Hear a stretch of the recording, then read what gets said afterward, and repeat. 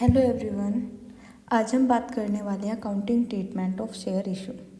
जब कोई कंपनी अपने शेयर इशू करती है तो उन्हें अलॉट करते टाइम वह किस तरह अकाउंटिंग ट्रीटमेंट करती है अपना, उसके बारे में आज हम डिस्कस करने वाले हैं। पहले हम बात करेंगे कि क्या प्रोसेस होता है, किस लिए हमारे पास वो कहाँ से भी टर्म आते हैं जो हम अपनी जर्नल एंट्री में यूज़ करते हैं, उन सबको हम डिस्कस करेंगे। फर्स्ट, क्योंकि बात है इशू की, तो पहले जब कंपनी इशू करती है, कंपनी इशू कैसे करेगी?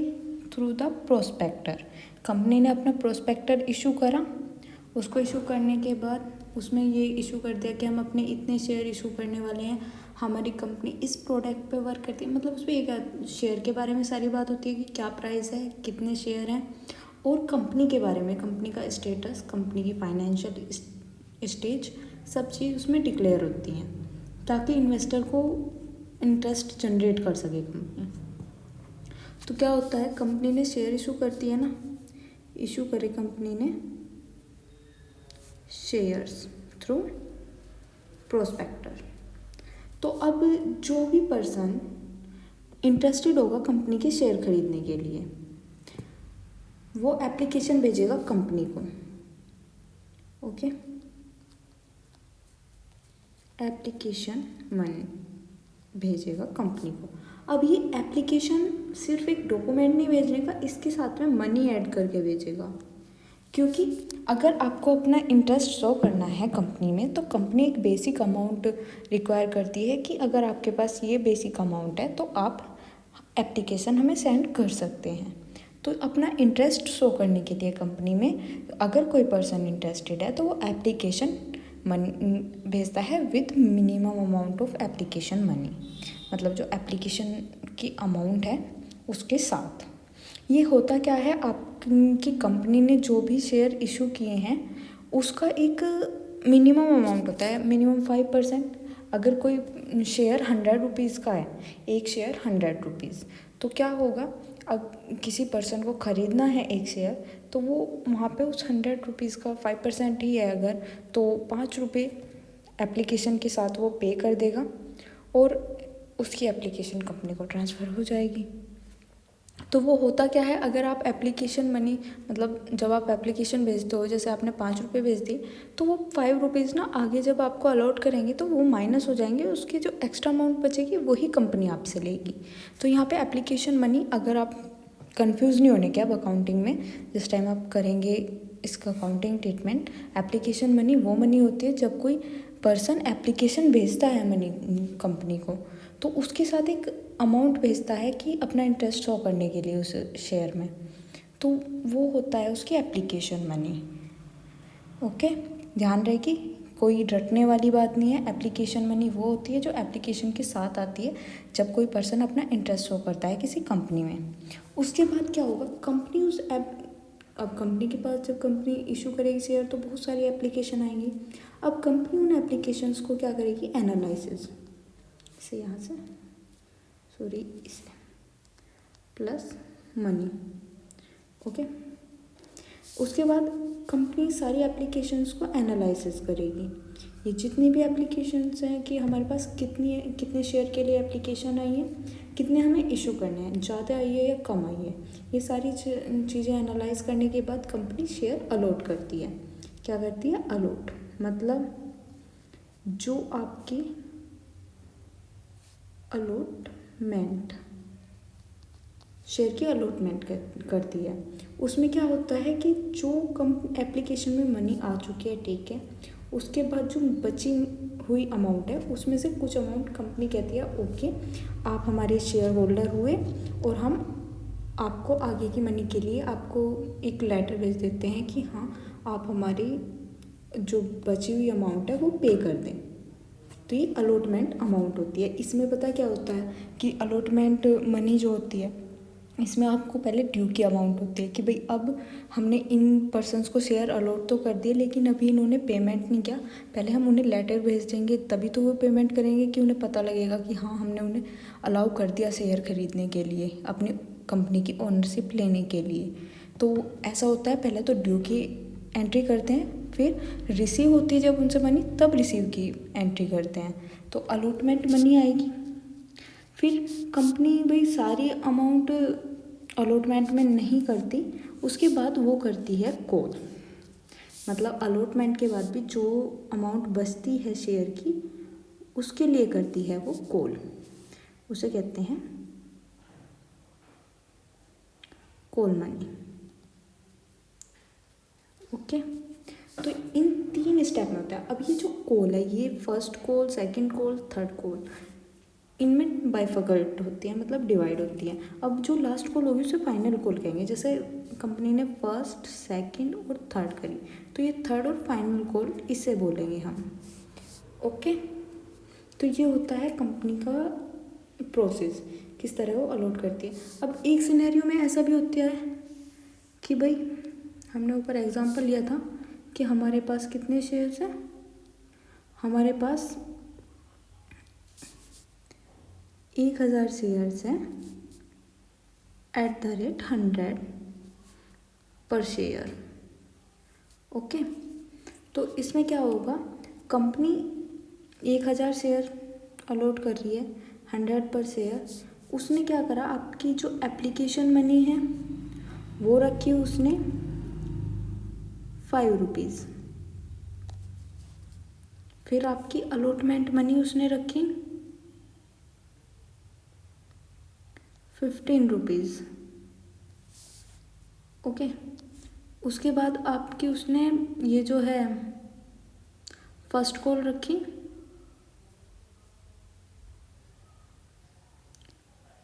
20 रुपीज़। थोड़ा बढ़ा लेते हैं क्योंकि भाई ज़्यादा 100% 25 की करी है हमने, ये भी आपकी 25, देन ये आपकी 30 की, इसकी होगी सॉरी 20 आपकी फर्स्ट कॉल, देन 30 आपकी सेकंड कॉल या फाइनल कॉल। तो इस तरह करिए कंपनी ने कि हम इस सिनेरियो में लेंगे। ये तो हो गया आपका ऊपर वाला सिनेरियो कि इंस्टॉलमेंट में इतने इतने मिलेंगे। पहले 25 रुपीज़ लेंगे पर शेयर के हिसाब से, फिर 25 और फिर 20 और फिर 30। लेकिन ऐसा भी हो सकता है कंपनी का मूड हो कि हमें सारी अमाउंट जो शेयर की है हमें एक साथ चाहिए, तो उसे कहते हैं हम लमसम अमाउंट। उसमें क्या होता है, आपके जैसे 1000 शेयर्स हैं @100, तो company full amount at a single time receive करती है। तो उसमें इस तरह का सिनेरियो नहीं होता। अब हम आपको ये सब समझ में आ गया होगा कि आपकी फर्स्ट एप्लीकेशन होती है, फिर अलॉटमेंट होती है, फिर कॉल होती है। ये 3 स्टेप होते हैं। उन्होंने समझा दिया आपको एप्लीकेशन और अलॉटमेंट में कभी भी कंफ्यूज मत होना। और जिस तरह मैंने समझाया वो आपको एंट्री करने में बहुत हेल्पफुल होने वाला है। आगे देखते हैं हम। देखो, आपकी ऑन द एप्लीकेशन क्या एंट्री करेंगे हम। एप्लीकेशन है तो एप्लीकेशन आपको रिसीव हो रही है, आपको मतलब कंपनी ने शेयर इशू कर दिए, कंपनी को एप्लीकेशन रिसीव हो रही है। तो एप्लीकेशन रिसीव हो रही है तो कहीं पे तो वो डेबिट करवाएगी, जहाँ से रिसीव हो रही है कहीं को पे तो डेबिट करवाएगी ना भाई। जब हम बोरो करते हैं मनी, किसी पर्सन से हमने मनी बोरो करी, तो हम अपने बैंक के अकाउंट को क्या करते हैं, डेबिट, कंपनी के अकाउंट को, और उस पर्सन के अकाउंट को करते हैं क्रेडिट अपने अकाउंटिंग में। तो यहाँ पे भी वही होगा। जो बैंक का अकाउंट है कंपनी का बैंक होगा, ये टेम्परेरी बेसिस पे होगी, क्योंकि यहाँ पे अभी हम उसको ओनरशिप नहीं दे रहे उस पर्सन को, सिर्फ एप्लीकेशन रिसीव कर रहे हैं। तो यहाँ पे क्या होगा, जो बैंक अकाउंट होगा कंपनी का वो डेबिट होगा, और शेयर होल्डर को ना करके एप्लीकेशन अकाउंट को क्रेडिट करेंगे कि हमें एप्लीकेशन अकाउंट से इतनी अमाउंट मिली है कंपनी को।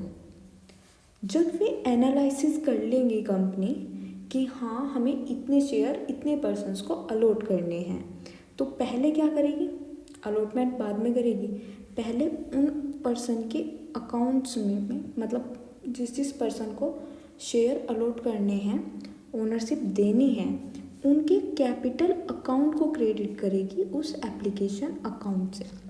मतलब एप्लीकेशन अकाउंट डेबिट हो जाएगा और उनका कैपिटल अकाउंट क्रेडिट हो जाएगा, क्योंकि ये जो मनी है ये इस पर्सन की है जो कंपनी यूज़ कर रही है।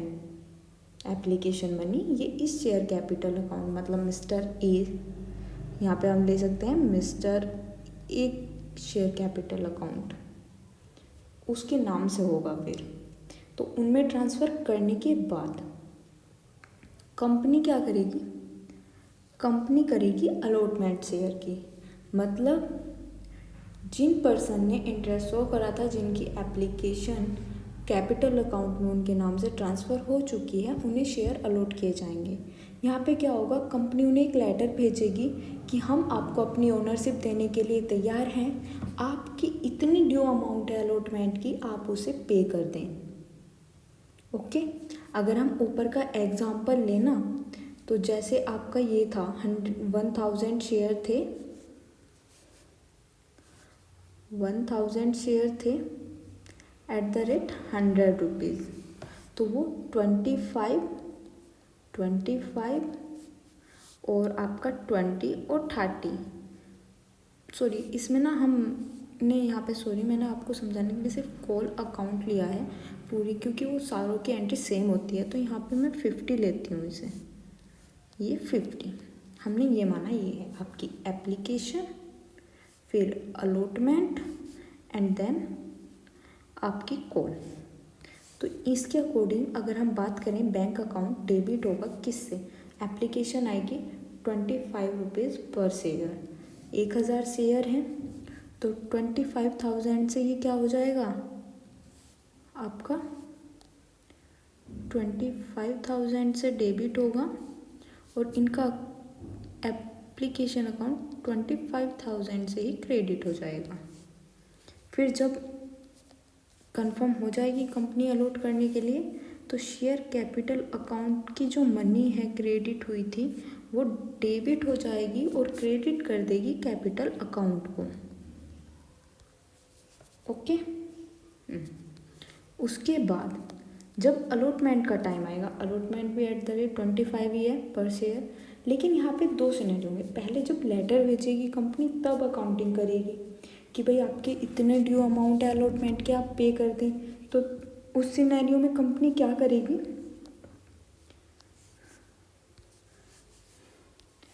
जब अमाउंट ड्यू हो गया अलॉटमेंट की, कंपनी ने लेटर भेजा, उस टाइम पे कंपनी अकाउंटिंग करेगी कि जो आपका शेयर अलॉटमेंट अकाउंट है उसे तो डेबिट करेगी, तो शेयर कैपिटल अकाउंट को आपकी क्रेडिट करेगी। ऐसा क्यों, क्योंकि भाई अभी ना पर्सन के नाम कैपिटल अकाउंट तो चढ़ गया, लेकिन उस पर्सन से, अब जो पर्सन है ना उसका कंपनी में कैपिटल अकाउंट बन चुका है, लेकिन उस पर्सन से रिसीव नहीं हुई, तो कंपनी को अपना अकाउंट डेबिट करना है अलॉटमेंट का, करेगी किसके थ्रू, उस पर्सन के अकाउंट के जो कि उसका कैपिटल अकाउंट है।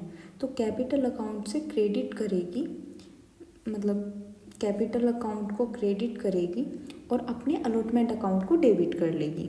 यहाँ पे भी 25,000 से ये अकाउंट डेबिट हो जाएगा और 25,000 से ये क्रेडिट हो जाएगा। देन फिर क्या होगा, जब कंपनी को रिसीव हो जाएगी अलॉटमेंट मनी, तो कंपनी क्या करेगी, बैंक अकाउंट को डेबिट करेगी और शेयर अलॉटमेंट अकाउंट को क्रेडिट करेगी। क्यों, आप ऊपर देखिए हमने कर दिया था शेयर अलॉटमेंट अकाउंट डेबिट, क्योंकि तब तक हमें मनी रिसीव नहीं हुई थी। अब होना तो डेबिट हमारा बैंक अकाउंट है ना, तो वो जब मनी रिसीव हो जाएगी तो हम बैंक अकाउंट को डेबिट कर देंगे और शेयर अलॉटमेंट अकाउंट को क्रेडिट कर देंगे कि हमें शेयर अलॉटमेंट की अमाउंट रिसीव हो चुकी है, जिसे हमने ट्रांसफ़र कर दिया है बैंक अकाउंट में। ओके, यहाँ पे क्रेडिटर आपका अलॉटमेंट वाला ही हुआ ना, कंपनी को क्रेडिट प्रोवाइड कौन कर रहा है, अलॉटमेंट वाला पर्सन।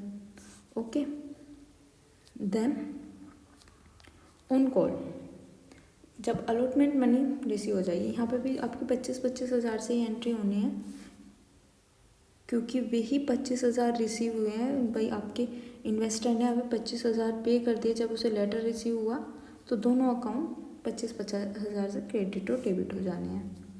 देन आनी है आपकी कॉल। अब कॉल आपकी फर्स्ट हो, सेकंड हो, थर्ड हो, आपको यही एंट्री ध्यान रखनी है, बस कॉल का नाम चेंज कर देना है, first call, second call, third call. Okay, तो जैसे फर्स्ट होगी ना, अब कॉल में भी यही होगा, क्योंकि भाई इन्वेस्टर को खुद से तो पता लगने का नहीं कि भाई मुझे कॉल अमाउंट पे करने का टाइम हो गया है, तो कंपनी पर्सन को कॉल करेगी या फिर मतलब कैसे भी इन्फॉर्म करेगी कि सर आप अपनी जो ड्यू अमाउंट है वो पे कर दीजिए। तो जिस टाइम कंपनी इन्फॉर्म करेगी उस टाइम कंपनी उस पर्सन के अकाउंट में एंट्री करेगी कि हमारा जो शेयर कैपिटल अकाउंट है वो डेबिट होगा, उसे अमाउंट मिलेगी, उसके लिए शेयर कैपिटल अकाउंट क्रेडिट होगा। मतलब शेयर कैपिटल अकाउंट से इस पर्सन के हमारा कॉल अकाउंट डेबिट होना है, ये कंपनी एंट्री करती है। उसके बाद जब हमें कॉल की मनी अमाउंट रिसीव हो जाती है तो कंपनी अपना बैंक अकाउंट डेबिट कर देती है कि हाँ हमें रिसीव हो चुकी है, और हुई कहाँ से है, हमारे कॉल अकाउंट से, शेयर के। ओके, होता यही है कि मतलब बैंक अकाउंट डेबिट होना है और शेयर कैपिटल अकाउंट क्रेडिट होना है, लेकिन बस स्टेप बताए हैं एक तरह से ना, मतलब आप ये समझ लो कि थ्योरेटिकली समझाया है कि भाई यहाँ से आया हुआ तो आपका बैंक अकाउंट ही डेबिट है हर सिनेरियो में, और आपका बैंक अकाउंट डेबिट हुआ है सारे सिनेरियो में, और कैपिटल अकाउंट क्रेडिट हुआ है। बट हमने प्रोसेस बताया कि हुआ कैसे है। जब हमने शेयर इशू किए तो फर्स्ट मनी इस अकाउंट में गई पहले, उसके बाद बैंक में पहुंची। पहले मनी आपकी एप्लीकेशन की रिसीव हुई, उसके लिए हमने अभी तक कैपिटल अकाउंट में ट्रांसफ़र नहीं करी जब तक हमने एनालिसिस नहीं किया। तो इस एक प्रोसेस समझाने के लिए, अकाउंटिंग की लैंग्वेज है जो समझाने के लिए है, वरना सिंपल है कि बैंक अकाउंट ही डेबिट हुआ है कंपनी का, और वो भी एक पर्सन को जिसे हमने ओनरशिप दिया है उसका कैपिटल अकाउंट से। लेकिन बस प्रोसेस समझाया है अकाउंटिंग में। ओके, अब हम इसके कुछ नोट्स हैं, मतलब कुछ की पॉइंट है जो आपको न्यूमेरिकल करते हुए ध्यान रखने हैं। जो एप्लीकेशन होगी ना वो एटलीस्ट 5% होनी चाहिए। मतलब अगर आपका 100 रुपीज़ का शेयर है तो आपकी 5%, मतलब जो फेस वैल्यू है शेयर की 100 रुपीज़, उसका 5% तो होनी चाहिए आपकी एप्लीकेशन मनी। तो वहाँ पे क्या होगा, 100 रुपीज़ का जैसे शेयर है तो उसका 5% मतलब 5 रुपीज़, मिनिमम 5 रुपीज़ तो होने चाहिए। नेक्स्ट आता है आपका call are to be made as per the provision of the article of association. अब ये ध्यान रखना, आर्टिकल ऑफ एसोसिएशन में जो दे रखा है कॉल का कि भाई कॉल आपको फर्स्ट कॉल करने के बाद सेकंड कॉल में आपका 2 मंथ का या 3 मंथ का या 4 मंथ का गैप होना चाहिए, तो आपको कॉल में उतना गैप रखना होगा। अगर आपका आर्टिकल ऑफ एसोसिएशन नहीं है तो मिनिमम 1 मंथ का गैप होना चाहिए। वो यहाँ पे आगे लिखा है, when there no article of association of its own, the following provision of the apply। First तो है period of 1 month must lapse between 2 call, मैंने आपको बता दिया है। Amount of called should not exist 25%। अब ये ध्यान रखना, कॉल की amount not exist 25% of face value share. Okay, उसके बाद minimum 14 day notice given, 14 days का नोटिस देना होगा शेयर होल्डर को टू पे द अमाउंट, और call must be made on A unified basis on all share within the same class. Okay, then ये the procedure for accounting for the issue of both equity and preference share is the same. ये बताया कि दोनों के लिए same ही procedure होता है। Okay, तो ये कोई इतना रिलीवेंट नहीं है। तो आज हमने क्या क्या पढ़ लिया कि हमारा शेयर इशू कैसे होते हैं, पूरा प्रोसेस आपको समझ में आ गया होगा आई थिंक। अगर आपको कुछ डाउट है तो आप कमेंट में पूछ सकते हैं। फिर हमने इसमें सारी चीज़ें समझ ली, आपकी एप्लीकेशन होती क्या है। नोट रेक्टिफिकेशन, एप्लीकेशन आपकी अलॉटमेंट, फिर आपकी कॉल, जो 3 इंपॉर्टेंट टर्म है हमने तीनों समझे। मैंने आपको बता दिया, दोबारा और बता रही हूँ। एप्लीकेशन वो मनी होती है जो पर्सन अपना इन्वेस्टर जो है अपना इंटरेस्ट शो करने के लिए कंपनी को ओनरशिप लेने से पहले ही पे कर देता है एप्लीकेशन मनी के साथ, इसीलिए इसे एप्लीकेशन मनी कहा जाता है, एप्लीकेशन अमाउंट कहा जाता है। उसके बाद अलॉटमेंट, जब कंपनी कंफर्म कर देती है कि हम आपको शेयर कर रहे हैं, अलॉट कर दिए हैं, अब हमारी एक्स्ट्रा ड्यू अमाउंट जो है वो दो, तो ये अलॉटमेंट मनी होती है वहाँ पे। फिर अलॉटमेंट मनी से एक्स्ट्रा जो अमाउंट रह जाती है, एक स्पेसिफाई अमाउंट कि भाई हम इतनी अमाउंट अलॉटमेंट में ले रहे हैं, उसके बाद जो बचेगी जब कंपनी को नीड होगी वो ले लेंगी। तो उसके बाद होती है कंपनी की calls, first call, second call, third call, is depend on situation and company conditions.